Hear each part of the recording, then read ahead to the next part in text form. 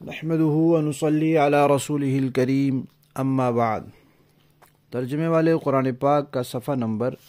919، 25واں پارہ، سورہ زخرف، آیت نمبر 36 تا 42۔ اعوذ باللہ من الشیطان الرجیم، بسم اللہ الرحمن الرحیم۔ ومن يعش عن ذكر الرحمن نقيض له شيطانا فهو له قرين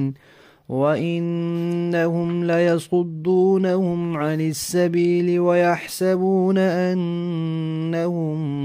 مهتدون حتى إذا جاءنا قال يا ليت بيني وبينك بعد المشرقين فبئس القرين ولن ينفعكم اليوم إذ ظلمتم أنكم في العذاب مشتركون أفأنت تسمع الصم أو تهدي العمي ومن كان في ضلال مبين فإما نذهبن بك فإنا منهم منتقمون أو نرينك الذي وعدناهم فإنا عليهم مقتدرون۔ صدق اللہ العظیم۔ پچھلی آیات میں اللہ تبارک و تعالی نے دنیا کی حقارت کا تذکرہ فرمایا تھا کہ دنیا کی اللہ کے ہاں کوئی وقعت نہیں ہے، مچھر کے پر کے برابر بھی نہیں ہے، رائی کے دانے کے برابر بھی نہیں ہے۔ اس لیے جو اللہ کے دشمن ہیں، اللہ کے دین کے دشمن ہیں، کفار، ان کو اللہ تعالیٰ دنیا میں گھر بار سونے چاندی کے بھی بنا دیں تو اللہ کو کوئی پرواہ نہیں ہے، کیونکہ دنیا وقعت والی چیز ہی نہیں ہے۔ ایک مصلحت کی وجہ سے ان کے گھروں کو اللہ نے سونا چاندی کا نہیں بنایا، ورنہ اللہ بنا دیتے تو جو چیز وقعت والی، قدر والی ہوتی ہے، وہ بھلا انسان دشمن کو دیتا ہے؟ نہیں دیتا۔ اب اللہ تعالیٰ یہ فرما رہے ہیں کہ جو شخص دنیا میں مگن ہو جاتا ہے، مال، عہدہ، اس میں ایسا مگن ہوتا ہے کہ پھر اللہ تعالیٰ کی یاد سے، اللہ کی نصیحت سے، قرآن سے غافل ہو جاتا ہے، بالکل آنکھیں بند کر لیتا ہے، بالکل منہ موڑ لیتا ہے، اعراض کر لیتا ہے، تو پھر اس کو سزا ملتی ہے کہ ایک شیطان اس پر مسلط ہو جاتا ہے۔ وہ شیطان جنات میں سے بھی ہو سکتا ہے اور وہ شیطان انسانوں میں سے بھی ہو سکتا ہے۔ وہ اس پر مسلط ہو جاتا ہے، وہ اس کے ساتھ رہتا ہے اور اس کو صحیح راستے سے روکتا رہتا ہے، روکے رکھتا ہے، اور جس راستے پر یہ چل رہا ہوتا ہے اس راستے کو پھر یہ صحیح سمجھ رہا ہوتا ہے، یعنی ایسا اندھا ہو جاتا ہے، ایسی اس کی مت ماری جاتی ہے، اس کی عقل پر ایسا پردہ آ جاتا ہے کہ وہ اس غلط راستے کو بھی ٹھیک سمجھ رہا ہوتا ہے۔ جب غلط راستے کو ٹھیک سمجھ رہا ہوتا ہے تو اس سے پھر ہٹنے اور پلٹنے کا دروازہ بھی بند ہو جاتا ہے۔ انسان پلٹتا تب ہے جب وہ سمجھ لیتا ہے کہ یہ راستہ غلط ہے، یہ صحیح نہیں ہے، اور جب تک اس کو صحیح سمجھتا رہتا ہے تو مطمئن ہو کر چلتا رہتا ہے۔ اللہ تعالیٰ فرماتے ہیں دنیا میں تو یہ حال ہے کہ جو شیطان اس پر مسلط ہوا اس کی غلطی کی وجہ سے کہ اس نے قرآن کو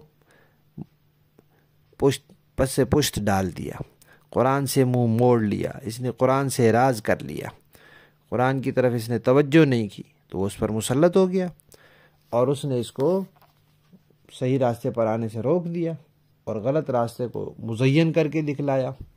یہاں تو ہر اس کے مشورے پر عمل کرتا رہا، جو وہ کہتا رہا وہی کرتا رہا، لیکن جب قیامت میں جائے گا تو کہے گا تو میرا بڑا برا ساتھی ہے، تو نے مجھے تباہ کرا دیا،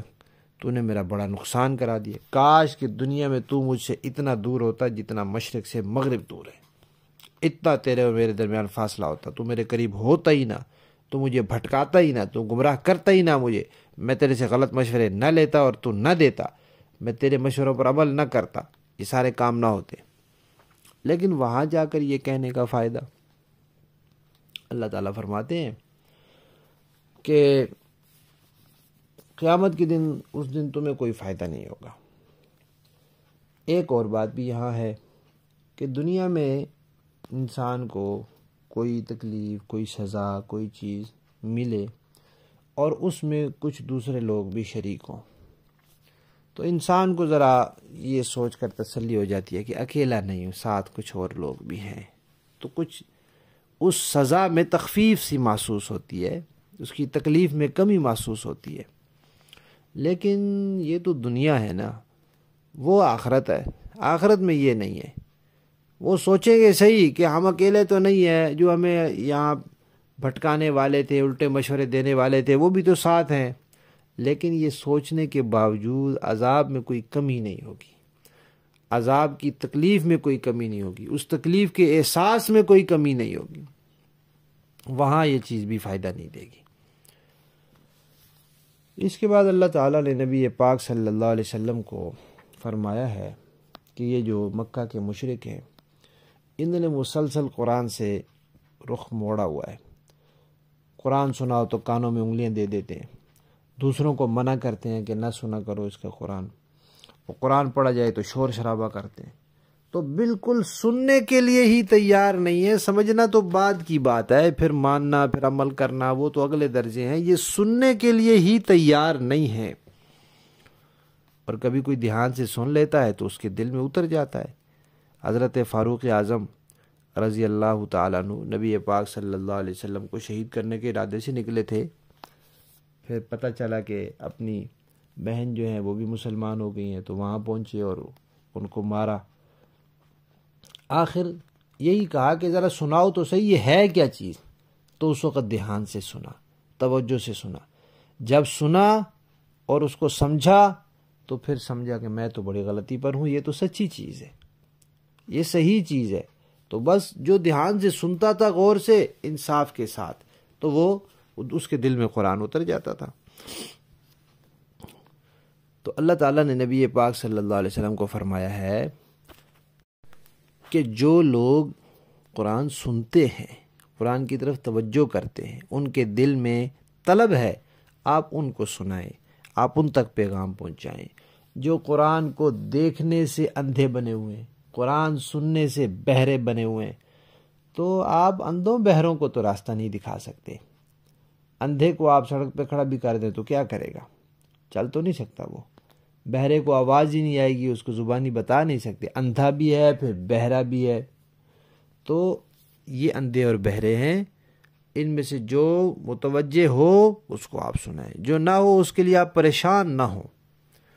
باقی رہی یہ بات کہ یہ مسلمانوں کو ستا رہے ہیں، یہ تنگ کر رہے ہیں، یہ ظلم و ستم کر رہے ہیں، یہ جملے کس رہے ہیں، یہ استہزاء اور مذاق اڑانے کے معاملات کر رہے ہیں، تو اللہ تعالیٰ فرماتے ہیں کہ اللہ تعالیٰ کے ہاں ان کی پکڑ اور ان کی سزا کے لیے ایک وقت مقرر ہے، وہ سزا اس وقت آئے گی، یہ اللہ کی پکڑ سے بھاگ نہیں سکتے، یہ اس وقت سے ایک لمحہ آگے پیچھے نہیں ہو سکتے۔ جس نے توبہ کی وہ تو ٹھیک ہے، بچ جائے گا، جس نے نہیں کی وہ پکڑا جائے گا اپنے وقت پر اور اس سے بدلہ لیا جائے گا۔ دوسروں کے اسلام لانے میں جو یہ رکاوٹ بنے ہوئے وہ ختم ہو جائے گی۔ ہاں کب ہوگی؟ جو اللہ کے ہاں وقت طے ہے، وہ وقت آپ کی زندگی میں بھی آ سکتا ہے، آپ کی دنیا سے جانے کے بعد بھی آ سکتا ہے۔ ہو سکتا ہے جو عذاب ان کے لیے اللہ نے لکھا ہوا ہے اس کا وقت وہی ہو جو آپ کی زندگی کا وقت ہے، آپ کی وفات سے پہلے کا، اور یہ بھی ہو سکتا ہے کہ وہ وقت عذاب کا آپ کی وفات کے بعد ہو، تو پہلے ہو یا بعد میں ہو، پکڑے یا جائیں گے، انتقام ان سے اللہ لیں گے، کیونکہ اللہ تعالیٰ اس پر پوری طرح قادر ہیں، اللہ کی پکڑ سے کوئی بھاگ نہیں سکتا، بچ نہیں سکتا۔ تو آج کے سبق سے ایک بات تو یہ معلوم ہوئی کہ بے فکری سے گناہ کرنا، اس پر شرمندہ بھی نہ ہونا، اور مسلسل اس پر اڑے رہنا، یہ ایسا جرم ہے کہ پھر انسان کے اوپر شیطان مسلط ہو جاتا ہے۔ خصوصاً قرآن پاک سے بے رغبتی کرنا بہت بڑا جرم ہے، اس پر ندامت نہ ہونا، ڈھٹائی کے ساتھ اس کو کرنا، شیطان مسلط ہو جاتا ہے اور وہ پھر سیدھے راستے کی طرف آنے ہی نہیں دیتا۔ اور دوسری بات یہ معلوم ہوئی کہ قیامت میں چاہے سارے ہی عذاب میں شریک ہوں گے، لیکن کوئی چیز بھی ایسی نہیں ہوگی جس کی وجہ سے عذاب یا اس سزا کے احساس میں کوئی کمی ہی ہو جائے، بڑھے گا ہی بڑھے گا، کم نہیں ہوگا۔ اور تیسری بات یہ کہ جیسے بنجر زمین میں بیج نہیں اگتا، ایسے ہی بے طلب دلوں میں قرآن نہیں اترتا، ہدایت اور نصیحت نہیں اترتی۔ وہ اندھے بہرے گونگے ہوتے ہیں دلوں کے اعتبار سے، تو ان کو کوئی فائدہ نہیں ہوتا۔ فائدہ تبھی ہوتا ہے جب انسان اپنے دل میں طلب پیدا کرے۔ لفظی معنی دیکھیے، ومن اور جو شخص یاشو منہ موڑے گا، عن ذکر الرحمن رحمان کی یاد سے، نقیض ہم مقرر کر دے، جو منہ موڑتا ہے اندھا بن جاتا ہے رحمان کی یاد سے،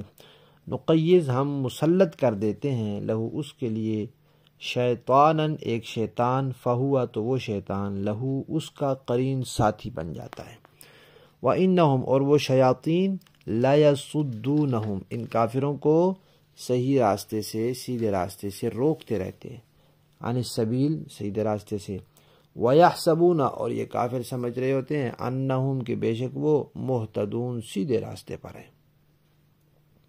حتیٰ یہاں تک کہ اذا جب جاءنا وہ ہمارے پاس آئے گا، تو قالا اس دن اپنے شیطان ساتھی سے کہے گا، یا لیتا آئے کاش، بینی و بینک میرے اور تیرے درمیان، بعد دوری ہوتی، المشرقین دو مشرقوں جتنی، یعنی ایک مشرق اور ایک مغرب جتنی، فبئس برا ہے تو القرین ساتھی، ولن اور اللہ فرماتے ہیں ہرگز نہیں، ینفعکم تمہیں نفع دے گا، الیوم اس دن، اذ جب تم نے ظلم کیا دنیا میں، شرک کیا، اب تمہیں یہ بات نفع نہیں دے گی کہ انکم تم لوگ فی العذاب عذاب میں مشترکون شریک ہو۔ افا انتا اے پیغمبر کیا آپ تسمع سنا سکتے ہیں، الصم بہرے کو، او تہدی یا راستہ دکھلا سکتے ہیں، العمی اندھے کو، ومن کانا اور جو ہے فی ضلال مبین کھلی گمراہی میں ہے، فاما پھر اگر نذهبن بک ہم آپ کو لے جائیں، آپ کی وفات ہو جائے، تب بھی فإنا منہم بے شک ہم ان سے منتقمون انتقام لینے والے ہیں، او نرینک یا ہم دکھلا دیں آپ کو، الذی وہ عذاب، وعدناہم جس کا ہم نے ان سے وعدہ کیا ہے، فإنا تو تب بھی ہم علیہم ان پر مقتدرون پوری قدرت رکھنے والے ہیں۔ آپ کی زندگی میں عذاب بھیج دیں تب بھی، آپ کے دنیا سے جانے کے بعد بھیج دیں تب بھی، یہ عذاب سے بھاگ اور بچ نہیں سکتے۔ با محاورہ دیکھیں جی، وَمَن يَعْشُ عَن ذِكْرِ الرَّحْمَنِ نُقَيِّضْ لَهُ شَيْطَانًا فَهُوَ لَهُ قَرِينٌ اور جو شخص خدا رحمان کے ذکر سے اندھا بن جائے، ہم اس پر ایک شیطان مسلط کر دیتے ہیں جو اس کا ساتھی بن جاتا ہے، وَإِنَّهُمْ لَيَصُدُّونَهُمْ عَنِ السَّبِيلِ وَيَحْسَبُونَ أَنَّهُمْ مُهْتَدُونَ ایسے شیاطین ان کو راستے سے روکتے رہتے ہیں اور وہ سمجھتے ہیں کہ ہم ٹھیک راستے پر ہیں، حتی اذا جاءنا قال یا لیت بینی وبینک بعد المشرقین فبئس القرین، یہاں تک کہ جب ایسا شخص ہمارے پاس آئے گا تو اپنے شیطان ساتھی سے کہے گا کہ کاش میرے اور تیرے درمیان مشرق و مغرب کا فاصلہ ہوتا، کیونکہ تو بہت برا ساتھی ہے۔ وَلَن يَنفَعَكُمُ الْيَوْمَ إِذ ظَّلَمْتُمْ أَنَّكُمْ فِي الْعَذَابِ مُشْتَرِكُونَ اور آج جب تم ظلم کر چکے ہو تو تمہیں یہ بات ہرگز کوئی فائدہ نہیں پہنچائے گی کہ تم عذاب میں ایک دوسرے کے شریک ہو۔ أَفَأَنْتَ تُسْمِعُ الصُّمَّ أَوْ تَهْدِي الْعُمْيَ وَمَنْ كَانَ فِي ضَلَالٍ